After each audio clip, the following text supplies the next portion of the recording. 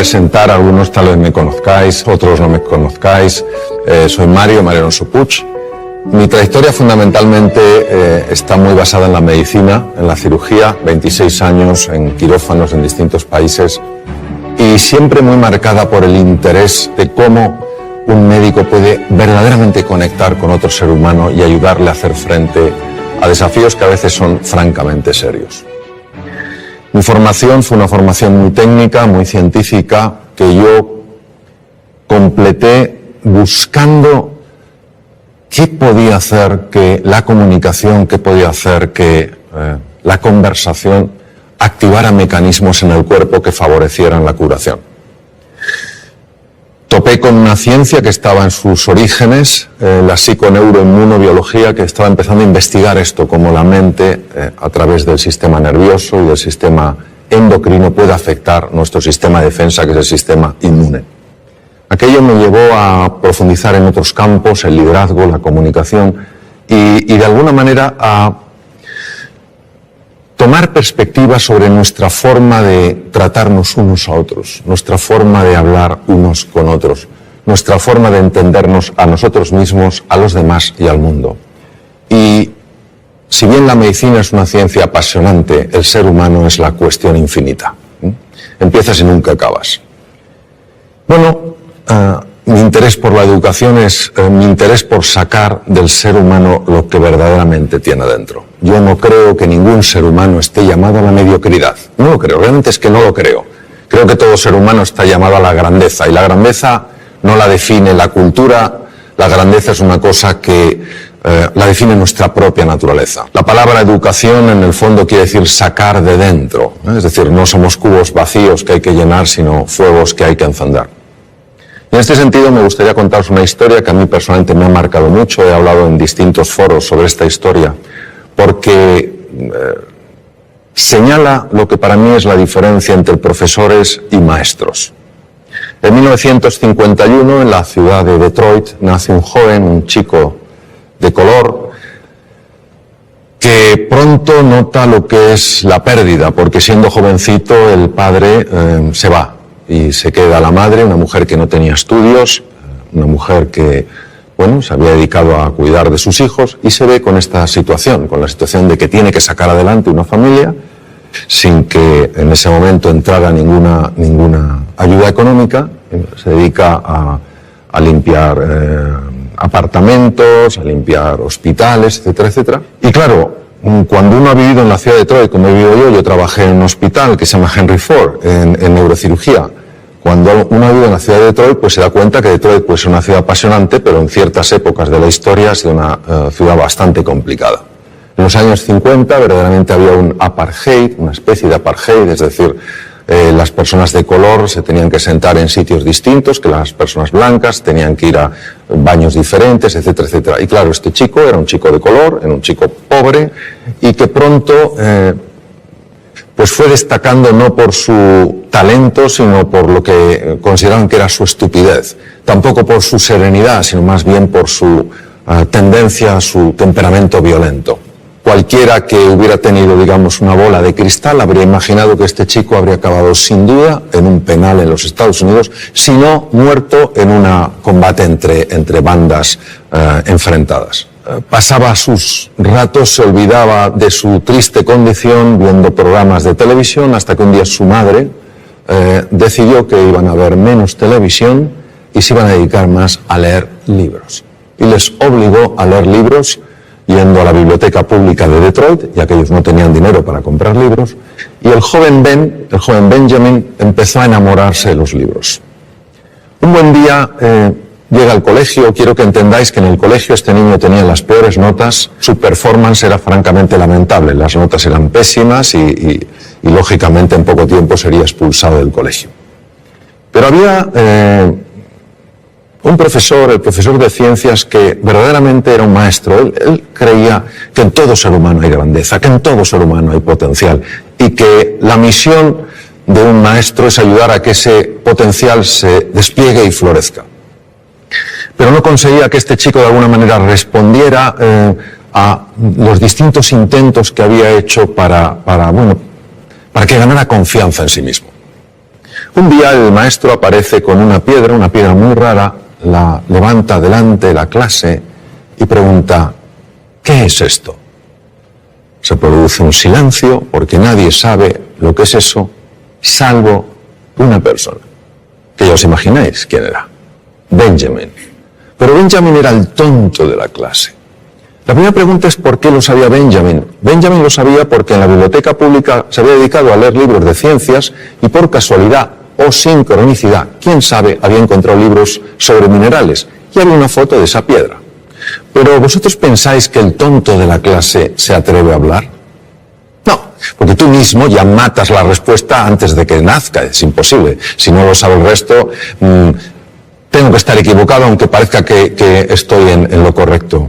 Pero el profesor sostenía en la roca: de verdad que nadie sabe lo que es esto de roca. Y tímidamente el joven Benjamin alzó la mano. Cuando una persona solo ve el performance y solo enjuicia a los demás, es muy fácil decir: venga, Benjamin, ¿cómo lo vas a saber tú? Si tú no sabes nada.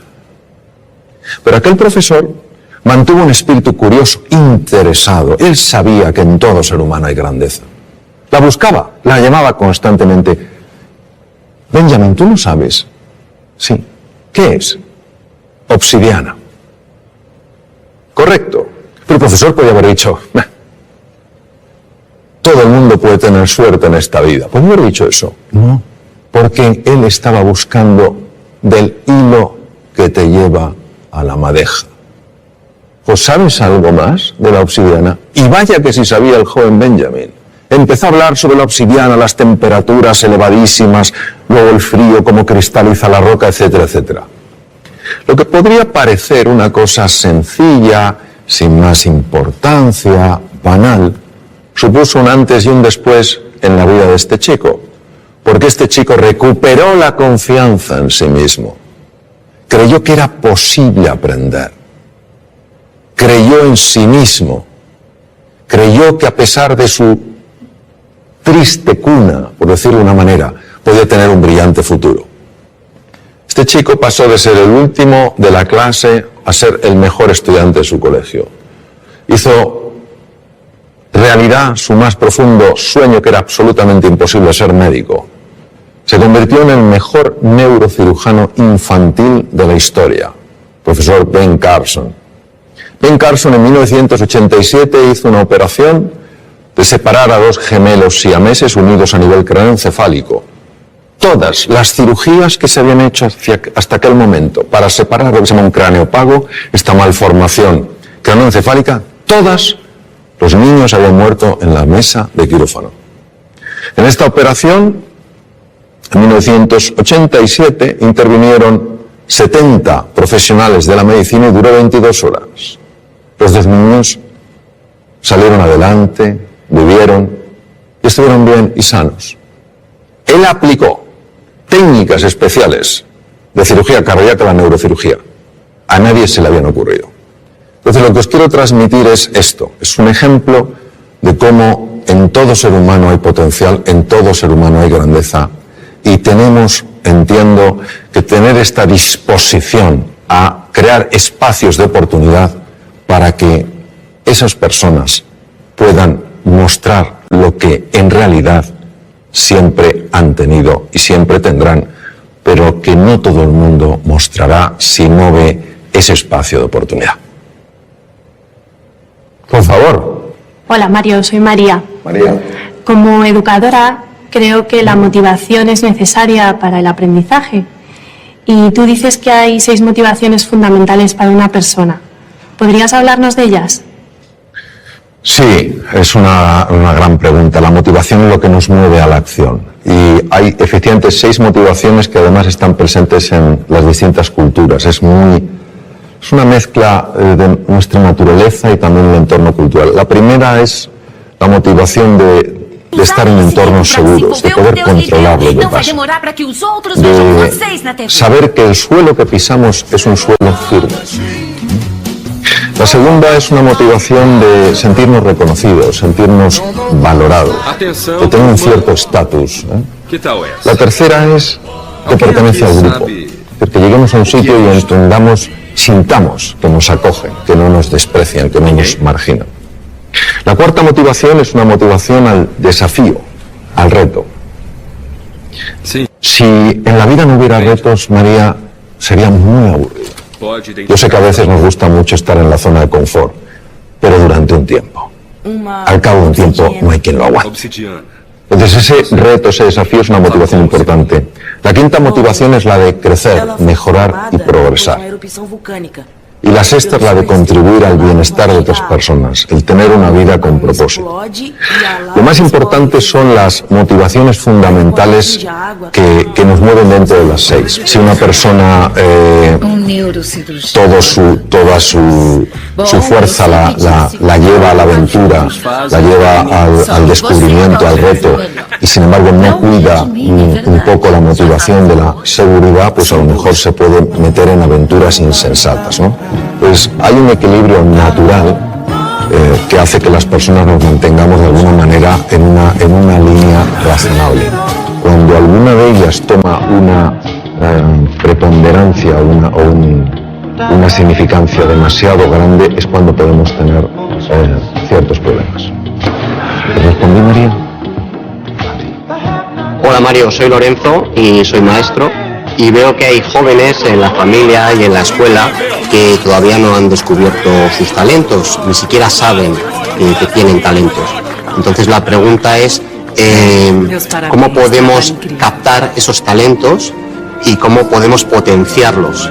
Fíjate, si nadie se ha dado cuenta, ni en la familia, ni en la escuela, que ese joven tiene talento, yo diría que el problema no está en el joven, está en la familia y en la escuela. Es decir, eso es lo primero que tenemos que ver, que todos tenemos la responsabilidad de buscar el talento, de conectar y de ayudarle a florecer. Pues fíjate, el talento, una forma de descubrirlo es curiosa. El talento viene muy marcado por algo que se te da especialmente bien, pero es tan natural en ti que nunca le has dado importancia. Nunca le has dado importancia. Porque para ti es natural, fluye. Y con frecuencia los demás te lo dicen, pero no te lo dicen como, oye, vaya talento tienes, sino mejor, oye, que bien se te da hablar, que bien se te da escribir, que bien se te da dibujar, que bien se te da moverte, que bien se te da resolver conflictos. Y como es natural, no le das ningún valor. Mi experiencia a lo largo de los años me viene a mostrar que uno ha de buscar el talento en aquello que le es natural, porque el talento siempre deja huella, siempre se expresa. Y hay cosas que nos pueden parecer que son irrelevantes. Yo, por ejemplo, me decían de jovencito, oye, cuando cuentas una historia es que nos quedamos absortos. Yo jamás pensé que esto tendría tanto impacto con mis enfermos. Cuando les contaba a mis enfermos las cosas, cómo íbamos a luchar juntos contra la enfermedad, etcétera, etcétera, y yo veía que se producía un estado de ánimo en ellos sorprendente, tampoco pensé que eso tuviera especial valor, ni que me dedicara luego en la segunda etapa de mi vida mucho más al tema de la comunicación, a escribir. Pues eso es lo que quiero decir, que todo ser humano tiene un talento, y ese talento va dejando huellas, va mandando mensajes, y tenemos que ser un poco más sensibles para entender que el talento tiene muchas formas. Y luego, por otra parte, te diré, Lorenzo, que es muy importante mirar a todo ser humano como se mira aquello que ves como sumamente valioso. De toda la conversación, lo más importante es la forma de mirar. Porque la forma de mirar tiene la capacidad de transmitir con enorme hondura cómo tú estás viendo a esa persona. Cuando tú miras a un ser humano como se mira aquello que es valioso, como somos espejos frente a espejos, esa persona empieza a reconocer su propio valor. Y en ese reconocimiento es más fácil que cualquier talento, cualquier capacidad encuentre un espacio natural para desplegarse. Yo creo que para mí eso es clave. Ver a todo ser humano como grandeza en potencia. Unos lo expresarán en mayor o menor grado, pero esa grandeza está en todo ser humano. Hola Mario, mi nombre es Antonio, soy maestro de educación primaria Y mi pregunta es la siguiente. En alguna entrevista mencionas a Gandhi, que sabemos que era abogado de formación, pero nunca ganó ningún pleito, pero sin embargo podemos decir que llegó a cambiar el mundo. Entonces, ¿nos podría explicar este ejemplo y sobre todo cómo aplicarlo al ámbito educativo? Sí, la historia de Gandhi es una historia verdaderamente, yo diría, sorprendente. Gandhi padecía lo que se podía llamar una enorme timidez, una timidez profundamente limitante. Como tú has comentado, él se formó como abogado en Inglaterra, ejerció en Bombay y no ganó ningún pleito. Un abogado tiene que tener una buena retórica, tiene que tener una buena capacidad de comunicación. No la tenía. Tuvieron un problema, un familiar que vivía en Sudáfrica, tuvo un problema legal y consideraron la familia que si el joven Mohandas, su nombre es Mohandas, Mahatma quiere decir alma grande, Mohandas Gandhi fuera allí, a lo mejor en el camino se espabilaba, como cuando se manda a un hijo o a un sobrino que se va al extranjero, a ver si con el aire se espabila. Y entonces, ¿qué pasa? Que algo le sacudió profundamente la injusticia que vio. Y este es un punto clave, porque cuando el corazón de un ser humano es tocado con tal nivel de impacto, el cerebro empieza a operar de una forma radicalmente distinta. Entonces Gandhi fue un hombre que ya ni siquiera movilizaba a la gente por su capacidad de comunicación, su simple presencia ya movilizaba. ¿Qué nos quiere decir esto? Nos quiere decir un poco pues lo que hemos estado hablando antes, que no cabe duda que el elemento genético cuenta, ¿cómo no va a contar? No es el definitivo. Marca una tendencia, pero no determina. Influye, pero no determina. ¿Qué ocurre? Que para que uno dé la vuelta a esa tendencia tiene que tener una fuerza, una motivación. Antes preguntaba María por la motivación. Una motivación lo suficientemente potente para que el cerebro empiece a trabajar de una manera radicalmente distinta. Es lo que te diría. Por eso nunca hay que dar a nadie por perdido. Imaginemos que hubieran dicho, este Mohandas, que no sabe ni siquiera hablar en un juicio. El ser humano siempre nos va a sorprender. Es lo que te diría yo. Y enhorabuena por tu profesión, porque es preciosa. Y a la edad en la que tú intervienes, el impacto es impresionante. Impresionante. Mi nombre es Pablo y te quería preguntar, ¿cuál es para ti la clave de la educación? Querer a los niños. Para mí la clave de todo en la vida, es querer. Querer a las personas con las que estás, quererte a ti, querer a la vida, querer a la naturaleza, querer el progreso, querer el bienestar, es querer. Porque si tú quieres, vamos a suponer que estamos hablando de educación infantil, si tú quieres a un niño, harás todo lo que esté en tu mano para ayudarle a salir adelante. Si tú quieres a un enfermo y le quieres de verdad y no sabes hacer una operación quirúrgica determinada, buscarás a una persona que la haga mejor que tú.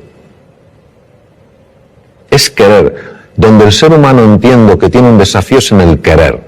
Pero en el querer de verdad a la otra persona. Querer que salga adelante, querer que florezca, querer que sea plenamente feliz. Y cuando esto se ha aplicado en entornos como la medicina, los enfermos están más sanos. Cuando se aplica en la empresa, la gente es más feliz. Cuando se aplica en la universidad, se aplica en el colegio, se aplica en la escuela, los niños tienen mejores resultados. Para mí esa es la clave. Querer, y si me dijeras, y otra, creer. Creer. Y es fundamental que entendamos que creer, la fe, no es un acto del entendimiento, es un acto de la voluntad. O sea, si fuera el entendimiento, ¿para qué necesito la...? Si lo veo, pero elijo eso. Elijo tratar a las personas como si todas tuvieran potencial, aunque no lo hayan expresado. Y eso se transmite con la mirada, se transmite con el gesto, se transmite con la respuesta que tenemos ante el error, la respuesta que tenemos ante el acierto, el acompañamiento que llevamos a cabo. Creo que a veces complicamos mucho las cosas.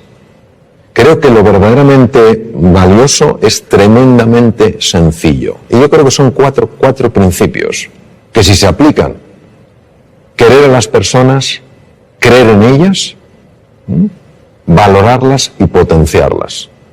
Si hacemos eso, a mí personalmente me parece que todo funciona. Si no les queremos, no creemos en ellos, no les valoramos y no les potenciamos, pues yo creo que tenemos otra historia. Yo soy padre de 2 hijos, cada uno diferente. El cociente intelectual solo influye en un 8% aproximadamente del éxito en la vida.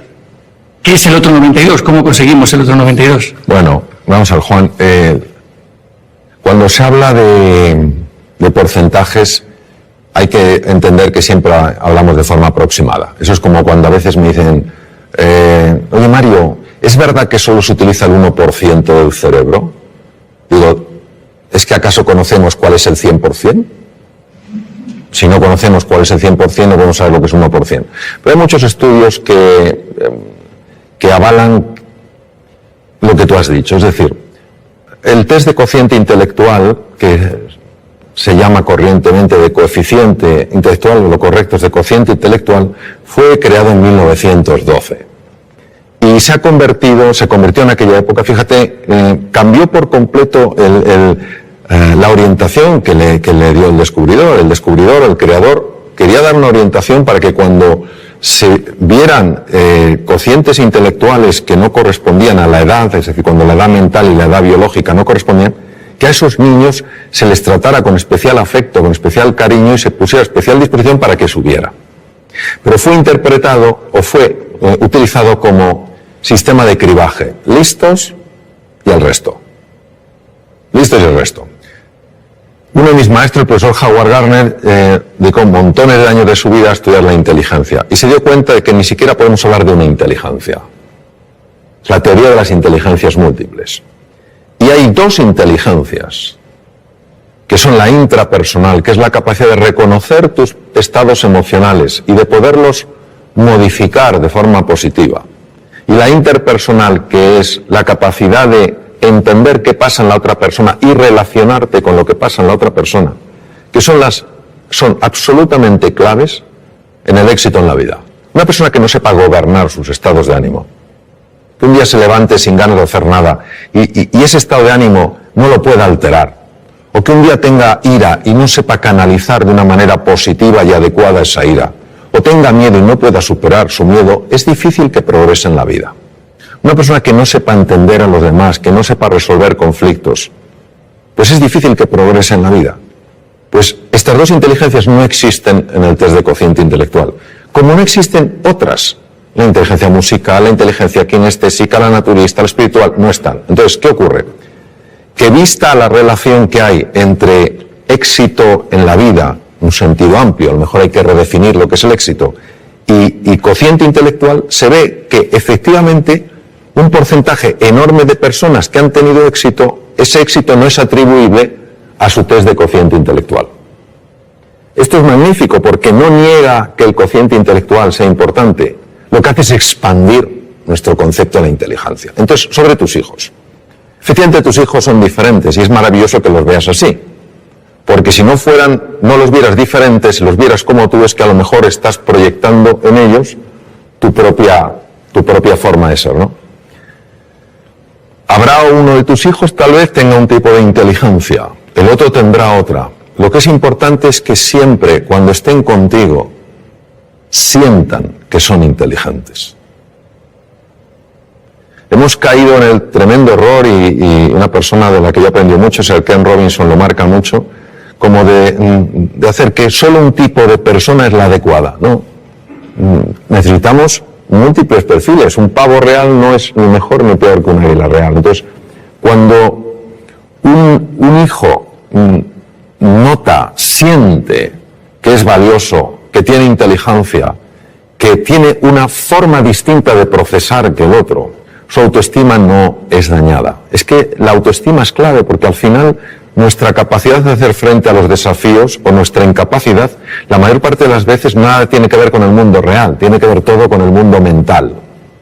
Te voy a poner un ejemplo. En Reino Unido se hizo un estudio fascinante. Se hicieron dos grupos, se buscaron dos grupos de estudiantes homogéneos en cuanto a edades, aproximadamente con el mismo background cultural, pero con dos diferencias.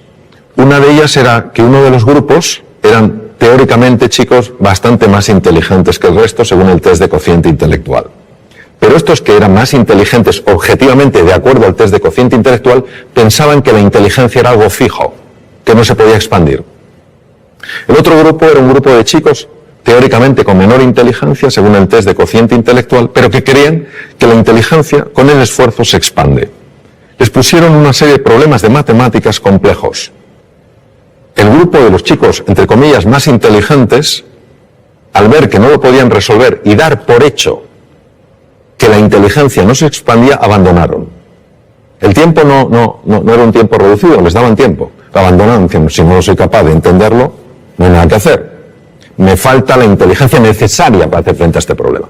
Los otros chicos tampoco sabían, y de hecho partían de un nivel inferior, pero creían que la inteligencia se expandía con el esfuerzo, y siguieron, y resolvieron los problemas de matemáticas. Es decir, quedaron mejor. Y eso es lo que te quiero decir, que el componente emocional, el componente autoestima, el componente confianza en ellos y en sus posibilidades es absolutamente crucial. Ellos acabarán encontrando su camino, pero no encontrarán su camino si creen que no son capaces de encontrarlo.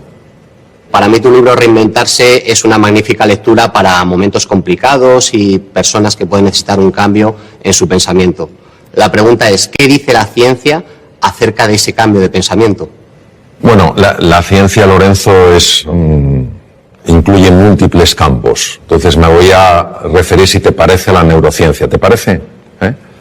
La neurociencia en esto es absolutamente clara, y de hecho Reinventarse lo basé en lo que la ciencia ha descubierto, la neurociencia. Sobre todo lo que se llama la neurociencia afectiva, ¿no? Cómo el cerebro procesa las emociones y los afectos. Sentimientos y emociones están conectados, pero son dos cosas distintas. Y es un tema fascinante que, fíjate la envergadura que tiene, que ya nuestro premio Nobel, Santiago Ramón y Cajal, premio Nobel en 1906, ya lo intuyó. En aquella época era imposible con la tecnología del momento poderlo demostrar, pero era un hombre tan absolutamente genial en su forma de ver las cosas que él lo intuyó, cuando dijo: todo ser humano, si se lo propone, puede ser escultor de su propio cerebro. Las personas muchas veces no cambiamos no porque no se pueda cambiar, sino porque no estamos dispuestos a hacer lo que hay que hacer para cambiar. Ni tenemos el nivel de inspiración y de ilusión suficiente como para estar verdaderamente comprometidos y levantarnos después de cada caída, ni tenemos una estrategia que funcione y que podamos aplicar, ni a veces tenemos la disciplina necesaria para ir incorporando ciertas prácticas en el día a día. Cuando uno tiene la inspiración, es decir, ves una posibilidad en tu vida que dices: oye, si esto apareciera en mi vida, oye, voy a otro nivel. Cuando tenemos una estrategia que no tiene que ser ni sofisticada ni compleja, sino sencilla, estos son los pasos que debes seguir. Y cuando tú cada día te vas entrenando, es inevitable que se produzca un cambio en la citoarquitectura del cerebro. Es inevitable. Se forman nuevas conexiones, se forman nuevas vías y se forman nuevas neuronas, al menos en dos lugares. Uno no viene al caso porque no tiene en principio demasiada relevancia en el mundo en el que estamos hablando, pero otros sí, que son los hipocampos. Los hipocampos de alguna manera no solo procesan mecanismos muy complejos en relación con la memoria, sino que también controlan unos núcleos que se llaman núcleos amigdalinos, donde está el núcleo central del miedo, es decir, hacen que veamos las cosas con menos miedo. Todos nosotros podemos cambiar, podemos activar genes, podemos desactivar genes, podemos crear nuevas conexiones. Entonces, ¿qué nos dice? Nos dice la neurociencia que vivamos con pasión, con entusiasmo, que vivamos con fe en nosotros y en nuestras posibilidades, y que estemos dispuestos a llevar a cabo el entrenamiento necesario para incorporarlo, para que pase del saber al saber hacer. Y cuando uno está con personas realmente relevantes en el mundo del deporte, en el mundo de la ciencia, te das cuenta de la disciplina que ponen en su vida. Todos los días se entrena. No hay un día que digan, no, hoy no me entreno, se entrenan un poquito. Y eso es una maravillosa oportunidad porque quiere decir que nuestro pasado no tiene por qué predecir nuestro futuro. Si una persona quiere cambiar cómo ha vivido hasta ahora, lo puede hacer. Ahora necesita estos ingredientes. Un verdadero entusiasmo, una motivación que le genere el compromiso, una estrategia que sea razonable, no tiene que ser compleja, y una práctica constante para que al final no haya nada que creerse, porque tú mismo lo puedes verificar. Por ejemplo, yo aprendí inglés ya siendo un adolescente, y para mí el inglés era absolutamente imposible. O sea, es que no me entraba nada. Y lo que me entraba no se me quedaba. Y lo que a lo mejor se me quedaba luego no lo recordaba. Con lo cual era ultra frustrante. Y parecía que eso era un muro que no se podía romper. Sin embargo, tenía una enorme ilusión porque sabía que si yo aprendí inglés, yo tenía un buen expediente académico, si aprendí inglés, a mí la Facultad de Medicina me podía becar a distintos hospitales del mundo. Y eso fue mi pasión. ¿Qué estrategia tenía? Pues en aquella época, yo ya tengo mucha juventud acumulada, en aquella época había un libro que era muy básico, no había sistemas tan avanzados como el Vaughan y todo esto, había un sistema muy básico que era un manual y me ponía a leer las lecciones. 10 minutos todos los días, con esa pasión y con la ilusión de que se me quedara algo. Y pasó un año, me presenté al primer examen y claro, ellos me preguntaban en inglés y yo contestaba con el libro. Entonces claro, se me estaba diciendo, pero este hombre si nos contesta una cosa distinta, pero es lo que yo tenía. Entonces claro, pero yo seguí y al año y medio se me abrió la cabeza y empecé a absorber el inglés como si fuera una esponja marina. Hoy casi me manejo también en inglés como en español. Entonces, lo que te quiero decir es que si fui capaz de romper ese muro partiendo de la incapacidad absoluta de entender, o sea, no es que para mí el inglés fuera difícil, es que era imposible. Pero que necesité una inspiración. Estuve 2 años, 10 minutos todos los días, de forma ininterrumpida, ni siquiera cuando me duele la cabeza, estuve enfermo con gripe, catarro, etc., nunca lo dejé. Entonces, claro que se puede cambiar, ahora estamos dispuestos a hacer ese esfuerzo, porque tiene que ser algo realmente ilusionante.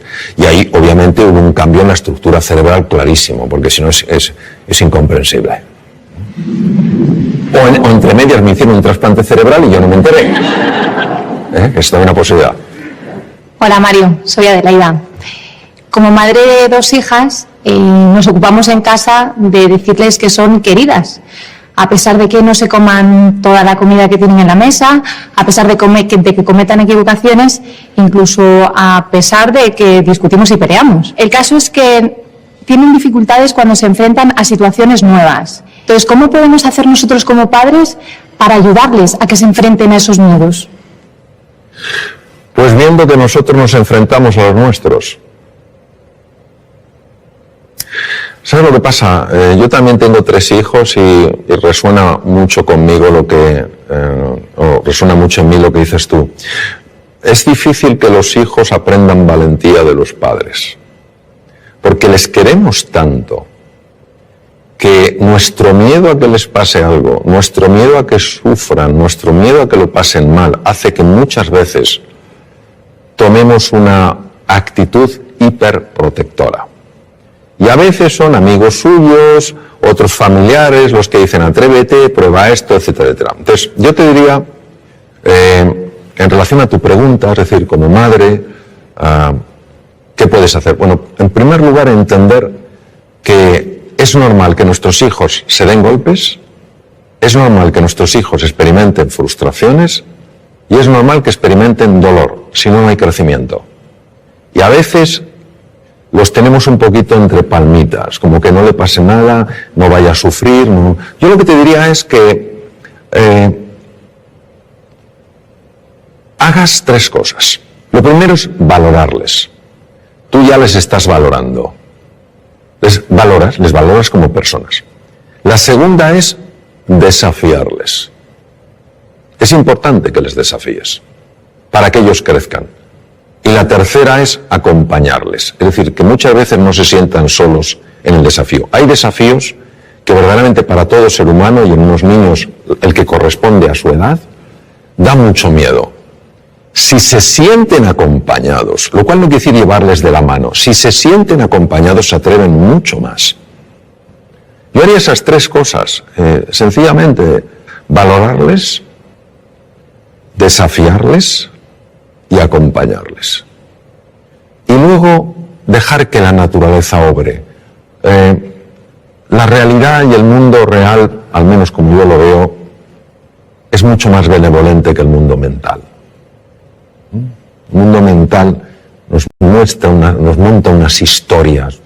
Yo creo que es experiencia de muchos, si no de todos los que estamos aquí, como cuando una cosa nos ha dado miedo y hemos dicho, tengo que hacerlo, y hemos dicho, pero si no era para tanto. Si no era para tanto. El miedo tenemos que verlo no como un oponente, sino como un compañero imprescindible para crecer. Cuando una persona siente miedo, estamos hablando de los miedos habituales, no estoy hablando de ante el depredador. Cuando una persona siente miedo es porque está tocando las barreras, los límites de su zona de confort. Y esa es la llamada para estirarse. Esa es la llamada para crecer. Toda la magia está fuera de la zona de confort. Todos tenemos miedo. En una ocasión un piloto, hace muchos años, en norteamericano, los mejores pilotos de Boeing 747, los Jumbo, le preguntaron qué sentía al despegar con 400 pasajeros. Y él dijo, miedo. Y el que entrevistó dijo, Dios mío, ¿pero cómo te puede tener usted miedo? Así que dijo, no, yo tengo miedo, que no es lo mismo que el miedo me tenga a mí. Cuando yo tengo miedo, tengo un nivel de atención, un nivel de alerta, un nivel de eficiencia que no tendría si para mí fuera algo banal, estaría mucho más despistado. Ahí estoy atento. Pero el miedo no me tiene a mí, es decir, yo no estoy en pánico. Es completamente diferente. Entonces ese puntito tenemos que verlo. Luego que vean en ti también, como yo procuro, con mis errores, por supuesto, que vean en mí que hay una coherencia entre lo que decimos y lo que hacemos. Porque al final nuestros hijos no van a hacer lo que les digamos, van a hacer lo que vean. Hola Mario, mi nombre es Fernando y soy director pedagógico en un colegio. Mi pregunta está relacionada con el micromundo que es siempre un aula. ¿Por qué es tan importante el estado de ánimo de alumnos y profesores en el proceso de aprendizaje y qué estrategias podemos utilizar para conseguir que ese estado de ánimo sea el óptimo? Me gusta especialmente de tu pregunta que incluyas tanto alumnos como profesores, porque creo que es importantísimo valorar el estado de ánimo del profesor. Un sistema educativo que no valora el estado de ánimo del profesor, creo que se equivoca profundamente. El profesor es el elemento más importante del sistema educativo. No es la tecnología, no es el aspecto de las aulas, ni el tamaño de los campos deportivos. Es el profesor. Y si un profesor ha perdido el ánimo, ánimo es alma, se ha desanimado, es importante ayudar a esa persona a que recupere el ánimo porque, primero, es una profesión importantísima. Segundo, porque lo necesita para estar bien y lo necesita para enseñar bien. E igual pasa con el alumno. Si un alumno ha perdido el ánimo, es muy difícil que pueda captar nada. ¿Por qué es tan importante? Nosotros somos hijos de Descartes. Y Descartes, filósofo del siglo XVII, padre de la filosofía racionalista, obviamente fue un hombre muy brillante. Sin embargo, dijo algo que penetró mucho en el inconsciente colectivo y vivimos de acuerdo a aquello. Él hablaba de que había procesos mentales, res cogitans, y elementos físicos corporales, res extensa, y que no se comunicaban prácticamente. Esto nos ha llevado a pensar que el aprendizaje, el conocimiento, pues es una cosa fundamentalmente intelectual, cognitiva, y el elemento emocional era un tema de pasada. Si estabas a gusto bien, pero tampoco afectaba. Uno de mis maestros, Antonio Damasio, escribió un libro precioso con un gran componente científico que se llama El error de Descartes, donde claramente muestra que si tú aboles, dañas la parte emocional, inevitablemente estás perturbando y dañando seriamente la parte cognitiva. Cuando se estudia la neurociencia afectiva se ve que una persona, por ejemplo, que haya perdido el ánimo, que esté desilusionada, que esté desesperanzada, que se sienta impotente, no tiene el mismo riego cerebral que una persona que se sienta con ilusión, que se sienta con ánimo y se sienta con ganas. Las zonas más anteriores del cerebro, lo que se llaman áreas prefrontales, que son esenciales en el mantenimiento de la atención, en la memoria, en el aprendizaje y en la creatividad, son muy dependientes del estado emocional.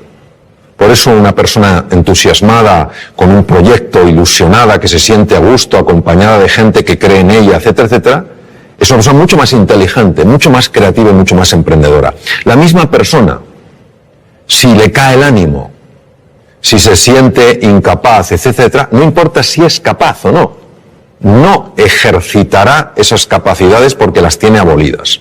Pues el cuidado del ánimo, del estado de ánimo, en alumnos y profesores es clave. Entonces a veces nos embelesa la tecnología. Y está muy bien la tecnología. El elemento esencial siempre será el profesor. Siempre, afortunadamente, será un elemento humano. Esto será insustituible. Entonces, por eso me parece clave. Cuando uno sabe que esto es importante, lo puede cuidar. Entonces, ¿qué se puede hacer? Lo que se puede hacer es, sencillamente, crear un espacio de verdadera escucha donde las personas, sin ningún tipo de miedo, puedan transmitir lo que sienten y lo que necesitan, y no tener que ocultárselo. Y si un profesor dice, he perdido el ánimo, es importante creer en esa persona, valorarla, desafiarla y acompañarla a que lo recupere. Si ni siquiera esa persona transmite que ha perdido el ánimo, porque no siente que hay un espacio dispuesto a escuchar eso, ¿cómo la vamos a ayudar? Si un alumno en un momento determinado se siente desanimado, qué importante es que pueda transmitírselo a un profesor para que le ayude. Tenemos un concepto absolutamente obsoleto de lo que es la inteligencia, lo que es la creatividad. Creemos que son capacidades fijas. El propio Daniel Goleman hizo un estudio en un barrio de Boston. Yo ejercí como cirujano en Boston. Un barrio que se llama Roxbury, que es un barrio muy complicado. Niños con cocientes intelectuales muy bajos. Empezó a ilusionarles, empezó a motivarles, empezó a hacerles creer en sí mismos y en sus posibilidades. Pasados unos meses les volvieron a hacer un test de cociente intelectual, que lo lógico es que hubieran sacado la misma puntuación y algunos sacaron 20 puntos más. Entonces lo que no podemos es creer que el ser humano, qué bien lo decía Ortega y Gasset, decía, el ser humano no es un participio, sino un gerundio. No estamos hechos del todo, sino que nos vamos haciendo. La inteligencia se va haciendo, la creatividad se va haciendo, todo se va haciendo. Y la conexión es el ánimo que tienes, la ilusión. Pues curiosamente esto, a pesar de toda la investigación que hay que lo refuerza, sigue siendo en muchos medios una rareza. Es como una conversación que no se tiene. Parece que estamos en el siglo XVII. Que hemos avanzado mucho tecnológicamente, pero no tenemos el tipo de conversación que a lo mejor podríamos tener para tocar temas de esta envergadura. Y no hay nadie que no tenga momentos con el ánimo caído y necesite que alguien le ayude a levantarlo. Si lo podemos expresar con confianza, si podemos abrir nuestra vulnerabilidad sin sentirnos en peligro, es que todos ganamos. Eso es lo que yo te diría. Hola, Mario. Me gustaría que nos contaras algunas técnicas, consejos o pautas que transmitir a nuestros hijos cuando se ponen nerviosos ante un examen, esa situación de estrés, de nervios que vivimos, cómo manejarla. El estrés es un campo muy amplio y de gran calado. Entonces, yo lo que te diría es que la razón por la que nos ponemos nerviosos la mayor parte de las veces no es por el hecho en sí, sino por la historia que nos estamos contando acerca del hecho. Es decir, hay un examen y esto obviamente es una prueba. Vamos a ver, si no tienes ni idea del contenido, es normal que estés nervioso. Es decir, pero eso ni lo estamos considerando allí. Es decir, una persona que se va a un examen y no ha estudiado nada, ya le puede decir, ponte a hacer un poco de mindfulness, no te va a venir la ciencia infusa. No te va a venir la ciencia infusa. O sea, no tengo una meditación de función. Entonces, estamos hablando de una persona que por lo menos ha hecho un esfuerzo, tiene un cierto conocimiento del contenido y lo que quiere es expresarlo bien. ¿Por qué se pone especialmente nerviosa esa persona? Por lo que se está contando a sí misma. Hay un diálogo interno que es absoluto ruido mental, que está diciendo, anda que si sale la pregunta que no te sabes, anda que si no lo escribe bien. Es un discurso que ha sido fotografiado con técnicas de resonancia funcional magnética en cuanto a activación de centros cerebrales, ¿no?, que corresponden a ese discurso, ¿no? Yo te diría que hay varias cosas que sabemos que ayudan a reducir ese estado de ruido, vamos a llamarlo ruido mental, es decir, ese nerviosismo como consecuencia de ruido mental. En primer lugar es hacer ejercicio físico. El ejercicio físico por sí solo tiene la capacidad de reducir el ruido mental. El ejercicio físico no implica apuntarse a un gimnasio, sino moverse más. En segundo lugar, poderlo hablar con alguien de confianza, poder hablar el sentir, poder contar el sentir. Y a veces, si no tienes a nadie, escribe lo que te preocupa, pero en un papel tan pequeño que casi no lo puedas ver. Porque el cerebro está interpretando que si puedes poner el problema en un tamaño tan pequeño, es que el problema no es tan grande. ¿Vale? La siguiente cosa que te diría es que se entrenen en una cosa que cada vez tiene, pero por pura lógica, más difusión, que es todo lo que es los estados contemplativos de la conciencia, que no es más, o mindfulness, que lo único que significa es que se entrene en prestar atención a las cosas que son reales, como su respiración, como las sensaciones del cuerpo, porque el otro es mental. Entonces, cuando la narrativa no recibe la misma atención, empieza a tener menos impacto. Y hay una cosa que es clave en el adiestramiento, y yo he visto su tremenda eficacia, que es acostumbrarte a traer la atención al aquí y a la ahora. Es decir, por ejemplo, vamos a suponer que uno de tus hijos está preparándose para el examen y está nervioso como puede estar uno de los míos, y cualquiera de nosotros. Esto es una cosa que todos podemos compartir y relacionarnos perfectamente con esa situación. Pues claro, empieza a pensar, no, si hubiera estudiado más, si ya me lo decía mamá, no veas tanta tele y estudia un poco más, y no lo he hecho. Anda que si ahora lo hago mal el examen, fíjate qué cosa, qué truco tan sutil y demoledor de lo que se llama la mente dualista. Te está llevando para atrás a lamentarte y te está llevando al futuro a preocuparte. Te priva de fuerza en el presente.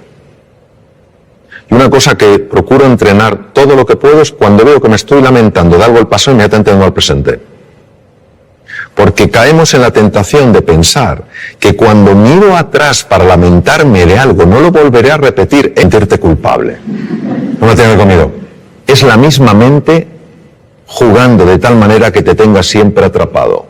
Primero, hace que esa tarta de chocolate sea absolutamente tentadora. Y lo segundo, hace que te sientas culpable. Yo me pregunto, ¿hay alguien que por sentirse culpable ha cambiado alguna conducta? No. Llega la próxima tarta de chocolate y vuelves a caer. Entonces, lo que te quiero decir, cuando se habla tanto del aquí y el ahora, parece que tiene una connotación metafísica o filosófica. No es así, es tremendamente práctica. Cuando tú estás aquí y ahora, la mente no tiene la capacidad de meter tanto ruido. Lo que genera nervios es la mente. Pongamos el ejemplo de un opositor. Este sí que es un examen donde una persona se juega 3, 4, 5 años de estudio, 13 horas diarias, saliendo como mucho un día o medio día a la semana, y hipotecando toda su vida profesional a ese examen. 300 temas, se lo sabe. Llega, le dan al bombo, tema 120, y se queda en blanco.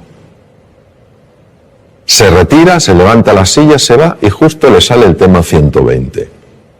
¿Se lo sabía? Sí. ¿Por qué no ha salido? Porque la narrativa ha empezado a decirle, nunca serás notario. Ese es el problema. Es un entrenamiento.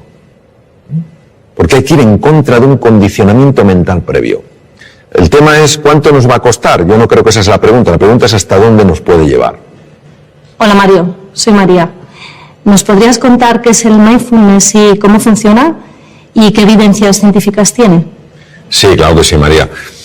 Lo que pasa es que lo voy a contar de una manera muy visual, porque yo creo que lo vamos a ver mejor. Vamos a suponer que tú y yo estamos dando un paseo, entramos en un parque y vemos un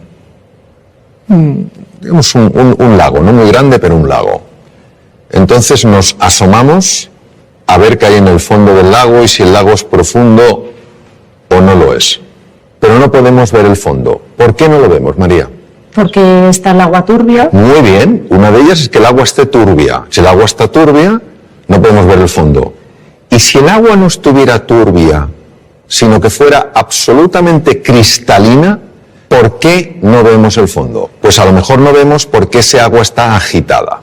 Vamos a suponer que conseguimos que ese agua se serene, que ese agua se tranquilice. Entonces podemos ver el fondo, que puede tener una gran profundidad, ¿verdad? ¿Y qué hay en el fondo? En el fondo puede haber grandes tesoros, ¿no? Me permito recordar que algunos de los mejores tratamientos oncológicos que hay en la actualidad se han obtenido de esponjas marinas. Hay grandes tesoros, grandes oportunidades, y también podemos ver cosas pues que no tendrían que estar ahí. Plásticos, basura en el fondo del mar que está haciendo daño a la naturaleza, ¿correcto?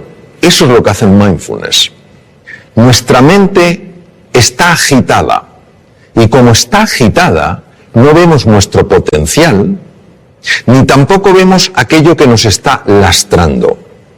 Cuando conseguimos que ese agua, esa mente se serene, empezamos a ver cosas en nosotros y a experimentar sensaciones y a experimentar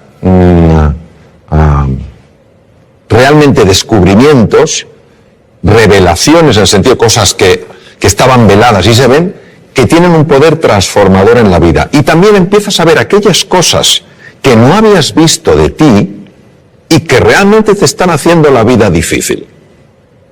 Y a veces, para poder limpiar un poco el agua, hay que descubrir dónde está la suciedad. Esto es lo que permite el mindfulness. El mindfulness es un ejercicio puro de la atención para serenar esa mente que por razones que todavía no conocemos está agitada.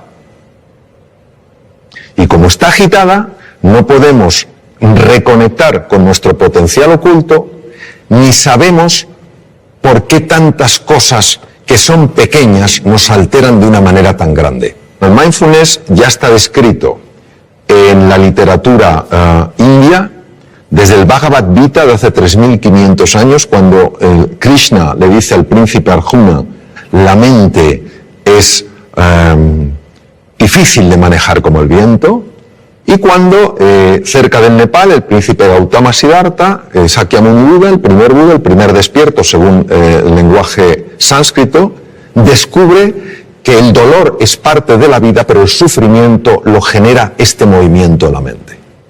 Y que la forma de combatir ese sufrimiento es estabilizar la atención, alejándola de esa narrativa, de esa rumiación constante, de ese ruido que nos impide reconectar con lo que somos. La evidencia científica, pues mira, la evidencia científica es aplastante. Aplastante tanto la neurociencia contemplativa, que es la que se dedica a estudiar el efecto en el cerebro de los estados meditativos, como en la fisiología cardíaca, en la endocrinología, en la neurología. Es que, fíjate, detrás de muchísimas enfermedades, por no decir de todas, hay un factor que puede pesar más o menos y que es la ansiedad. La ansiedad es generada por el ruido mental.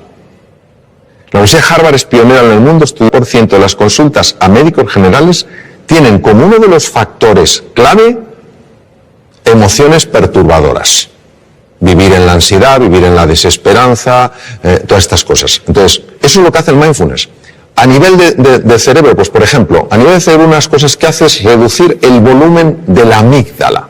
La amígdala, que no son estas, están en el cerebro. La amígdala es un núcleo que contiene grupos de neuronas muy relacionadas con el miedo y con la ira.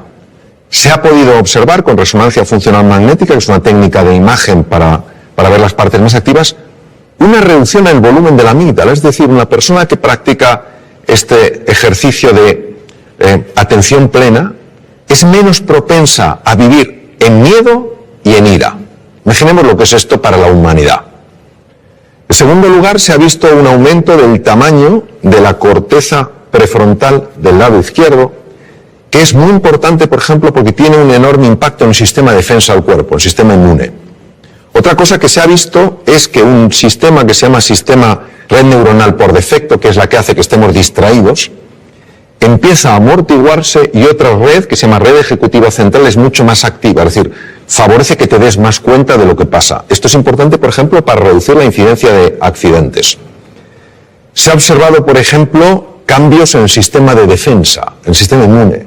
Gente que ha practicado mindfulness sin tener experiencia previa en absoluto durante 5 días a la semana a lo largo de 2 meses, 20 minutos cada día, han tenido aumentos entre el 12 y el 20% del sistema inmune.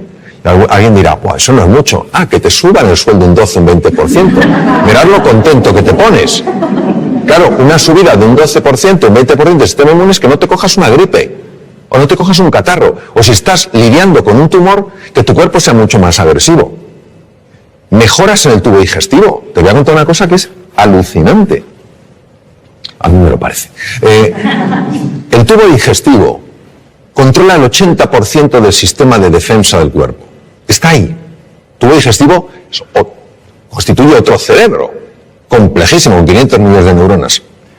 Cuando una persona está súper-tensa, cuando una persona está llena de ansiedad, empieza a producirse el paso de sustancias feas, quiero decir, nocivas, desde la luz del intestino delgado y a veces del colon, a la sangre, y pueden dar lugar a procesos inflamatorios generalizados que ya se están empezando a relacionar con uno de los factores, uno solo, que podría tener su conexión con el Alzheimer, por ejemplo.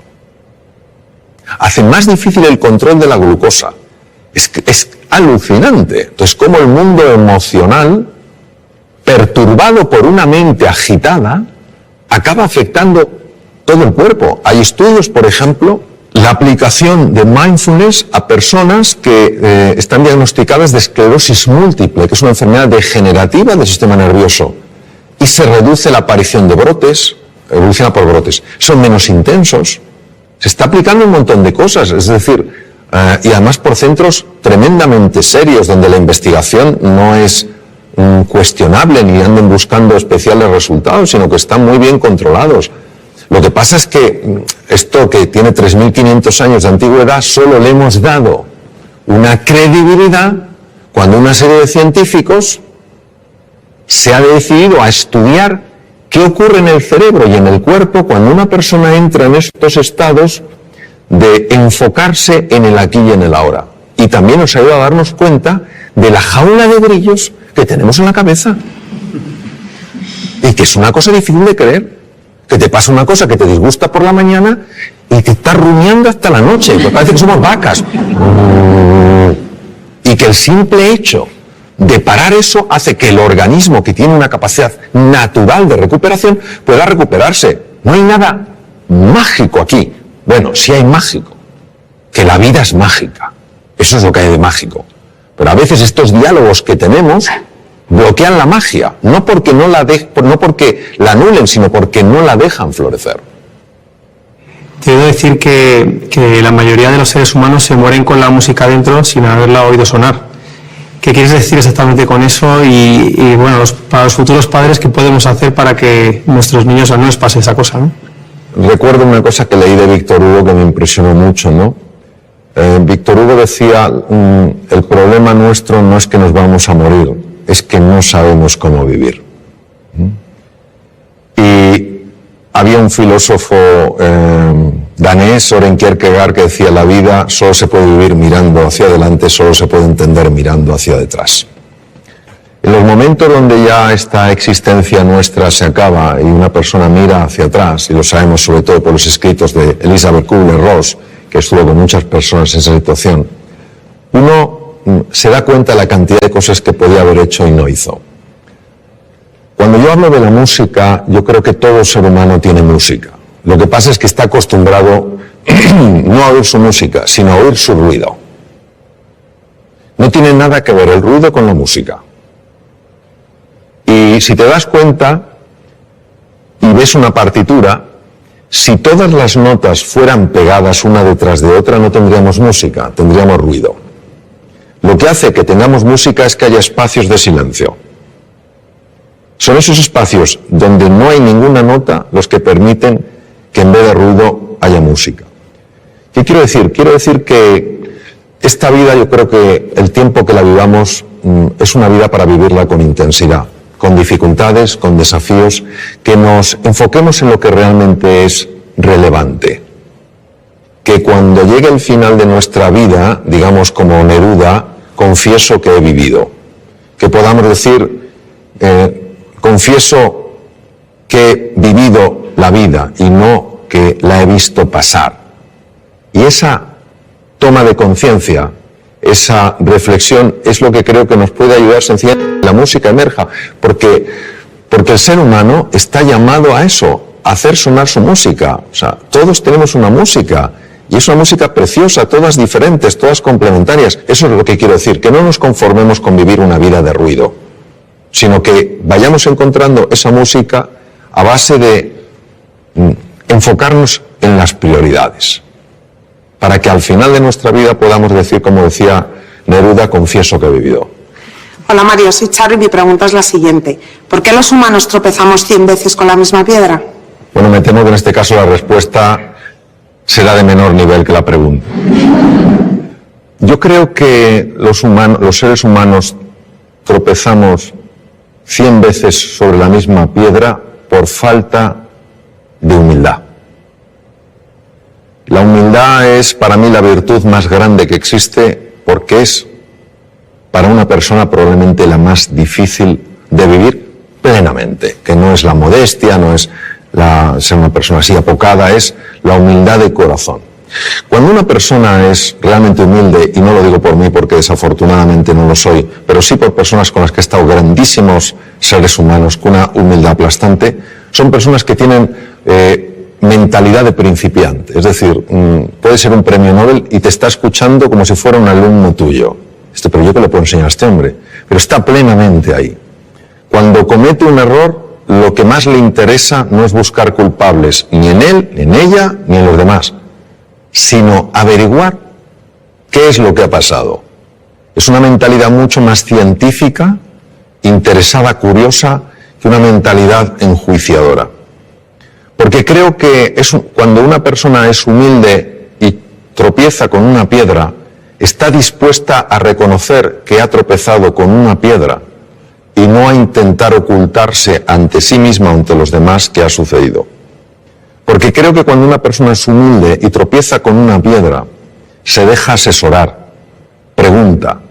Es en plenitud cuando el que pilota el coche es la conciencia y en el copiloto va el ego. Pero cuando el ego es el que pilota, te puedes tropezar 100, 1000, 100.000 y nunca aprenderá. Bueno, creo que ha llegado el momento ya de terminar. Aparte de expresaros mi profunda gratitud por las dimensiones tan amplias y profundas de vuestras preguntas, pues un poco resumir, tal vez desde otro ángulo, lo que hemos estado hablando, que es que el ser humano es indivisible. O sea, una persona puede tener un hígado, pero una persona es más que su hígado. No somos casos clínicos interesantes, sino seres humanos completos. Y que la faceta física, el cuidado del cuerpo, de la nutrición, el hacer ejercicio físico es muy importante.